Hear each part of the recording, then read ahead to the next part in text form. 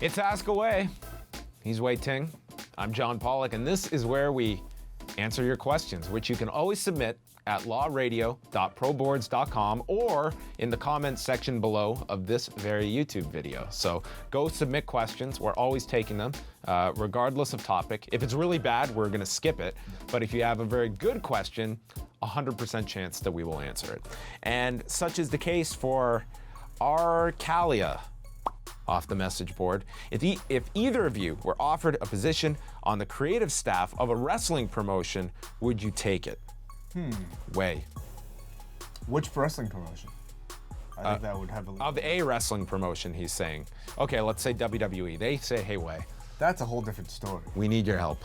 To work for, I think what would concern me is just sort of the politics. Politics? The politics of that position. I guess any position you'd have to kind of struggle with some of the politics, but would you worry about being writer number 31 on the team? Yeah, I would. I don't think it's as easy. If I was offered it, I would definitely try it, but I don't think I'd do very well. I don't really have much interest in it. I wouldn't want to move. I don't think I would want to be on the road every week. And I'm definitely not moving to Stanford. So, I've said it before though, if it was like me when I was like coming out of university and it was an option, I'm sure I would have done it just for the experience of doing it. At this point now, no, I really don't have that interest to do it. And I'm pretty 100% certain I wouldn't be offered it. So, the answer would be no on a number of fronts.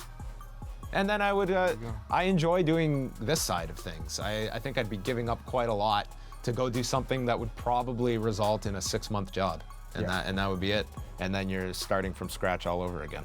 We'll stick to criticizing. Let's go. Those who can't do criticize. Yeah, that's it. Just bitter, negative. Paps, what do you give up first? Tim Hortons or barbecue ribs?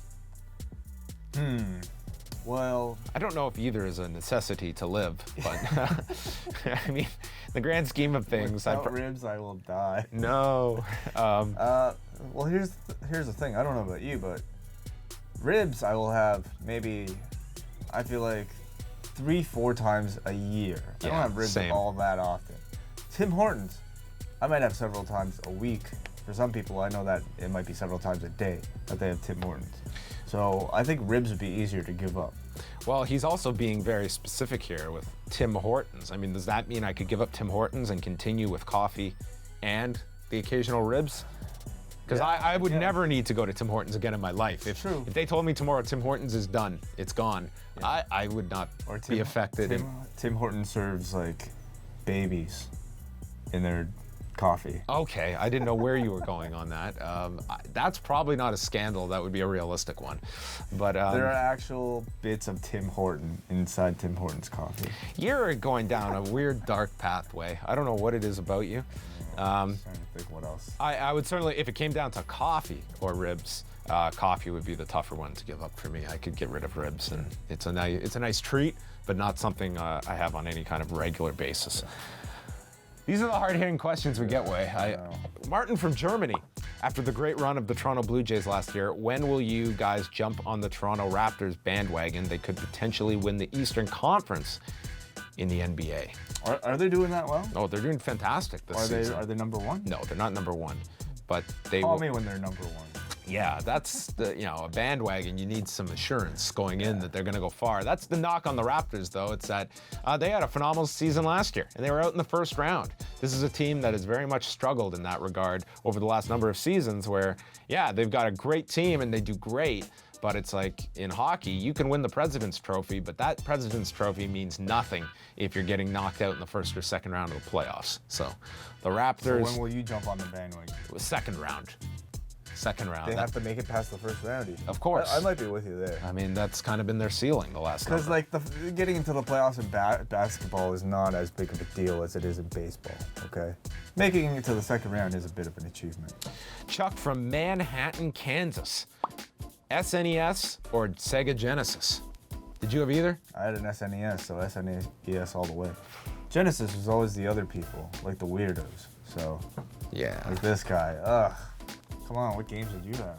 I asked my parents one year for Christmas. I asked for both. I said one or the other, and they bought me a Sega Genesis. And I'm like, okay, that's my path. Whoa. Sonic the Hedgehog, Tony La Russa baseball. What else was on? Wow, a classic. Yeah. Royal Rumble. We had that on the SNES too. I know, and you had more wrestlers available in the SNES version than Sega. Oh, you guys had Mr. Perfect, and we didn't get Mr. Perfect. Not only that, we had Papa Shango, Crush. I never actually played the wrestling games. I thought they were all pretty bad. Whoa. But I did, of course, play Super Mario World. Who didn't? Mario Kart, of course. Street Fighter is my shit, like any Asian kid. But my favorite game of all time is Donkey Kong Country for the SNES. Wow. Well, can we both agree N64 was a superior platform than both? Absolutely not. That's when I left Nintendo. You missed out. N64 is universally loved. Why would I play a game that could only be contained on a little bit cartridge when I have a CD-ROM that can contain the world? PlayStation was very overrated. Very overrated. I don't think, I mean, they had a game. They actually had a game called SmackDown. Crash Bandicoot. Okay, I'll give you that. No Mercy probably beat any of the WWE offerings. World Tour. Sure. Destroyed any SmackDown game. True. Destroyed. THQ all the way. Jarrett Matthews, what is your favorite WrestleMania ever? 17. I like 17. 17, it was a great show. 19 was a great show. What was your favorite one of the ones we've attended live, from a live perspective? Okay. Because our options are 18, we went separately. 22, we were at. And then 28 through 31, we went to. 28 was that was Miami with Rock and Cena. Then there was New Jersey with Rock and Cena again. Yeah. And then we had the Taker streak ending in New Orleans, and then last year's show in San Jose. Hard to pick a favorite amongst those. I feel like they all kind of exist in the same realm. But they're asking for your favorite. Okay, You've got to pick your favorite child here. I'm gonna pick 29. 29. I don't even know why. You asked me to pick a random number, and that was it. I didn't ask you to pick a random number. I asked you to put some thought behind it and make a tough choice. You're like the you're like the acting vice president on House of Cards who can't make a damn decision about what to do with Russia. My memory is so bad. I'll have to sit down and look at the card before I can really make that decision. I can't do it on the spot. What about you? I really enjoyed last year's show. I loved. When I think of that WrestleMania from last year, the visual that comes to mind is that finish of Seth Rollins and Randy Orton. Yeah. I thought that was one of the best finishes. It was the best finish on that show, I thought. Yeah. It was really great. And, when did you guys decide to get into this profession, and how did you go about doing so? Just wondering, because I'm seriously considering it. Well, there's no one person is going to have the same story as another in terms of getting into a job like this. I think broadcasting in general, I mean, it's a lot of, just different opportunities that are going to arise. I would always recommend to people that you be willing to volunteer, do an internship, and if you have aspirations monetarily, I think you should throw those out the window when you're trying to make a break for yourself. Yeah, at least when you're getting started. Be prepared to work for free for a while. And understanding once you reach a certain point where you shouldn't be paid, you shouldn't be working for free anymore. But that's going to be different for everybody and different employers. But that would be my best recommendation getting into the industry and trying to do stuff on your own. I mean, you have so much at your disposal now where you can sound awful, and you will be awful when you start, that you can at least do it. And to be honest, no one really is listening. But you can work out, you can get comfortable speaking on camera, on a microphone, and be awful for a number of years, as opposed to... That's what I'm doing right now. That's what many people think I'm doing. So that would be my advice. But there's no set path that you can these are your steps to getting a job in this industry. And it's not the greatest time either for getting into the broadcasting field. And that's in the US, it's in Canada. It's a great hobby, but it's very difficult to turn a hobby into a job, but there's options out there. Yeah. So that was Jarrett. You want to do one more? Sure. How old were you when you began taking Brazilian Jiu-Jitsu classes, and what made you want to take them? I was like 29, 28 or 29. Mm-hmm. So pretty late myself. And what made me decide to take them was I think I just needed some physical activity. I realized to get in shape, and Brazilian Jiu-Jitsu was always something that seemed interesting to me because, working around television and the Fight Network, I've always been exposed to it, but have never really tried it.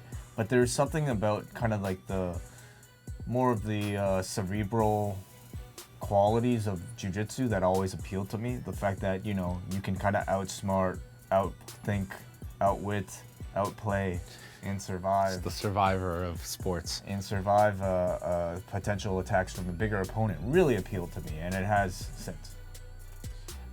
Myself, I'm not as invested in it as Wei is in terms of actual participation, but I guess I went around the same time as you. You started actually earlier at Toronto BJJ. Oh, that's right. Yes, I did start it in 2007 and did it pretty solid for a year. At Toronto BJJ, and then going to open mat with Wei. So when are you going to come back to open mat and get your blue belt? As soon as I can find an evening where I have 2 hours free, I will. It's a little tough. I love going. I love doing jiu-jitsu. It is so enjoyable for me, and it's just being the commitment of going regularly during the week where my hours are very erratic, and dedicating my time to it. But that's more on me than the world. Nogi, Tuesday, Thursdays, 7:30. It's pretty late. All right, is that where you go to? Yeah. Tuesdays and Thursdays, Yeah. Nogi at 7:30. Well, I'll try. Maybe one day. I shall return. This week. Yes, Please, just bug this guy. I am John Pollock. Otherwise. Well, this is a perfect example, Wei. Thursday of last week, I had to stay at work until 7 o'clock to interview Neil Magny. So, I mean, stuff pops up. It's I get it. It's not the easiest way. It's the other thing about broadcasting. Be prepared to work odd hours. Yep. Okay, so that's the end of this show. Thank you for your questions. Where can people go submit them, Wei? They can go to lawradio.proboards.com, which is where we took all of our questions today. Or if it's more convenient for you to just leave your questions down below here on YouTube, go right ahead. And hit subscribe. You got to subscribe. If you don't subscribe, then just leave forever. We also want to plug the shows that we have up. This past Wednesday, we dropped our Review-a-Wai covering WrestleMania 23, featuring a 2007 interview with CM Punk. The man who participated in that year's Money in the Bank ladder match. We got CM Punk. CM Punk on the Law from 2007, as well as Dan Lavransky's live thoughts from attending WrestleMania at Ford Field. A packed edition of Review-a-Wai this week. Plus, we have all our regular shows. Bauer and Pollock is up. What's Next with Jason Agnew and Braden Harrington as NXT is building up to the TakeOver special.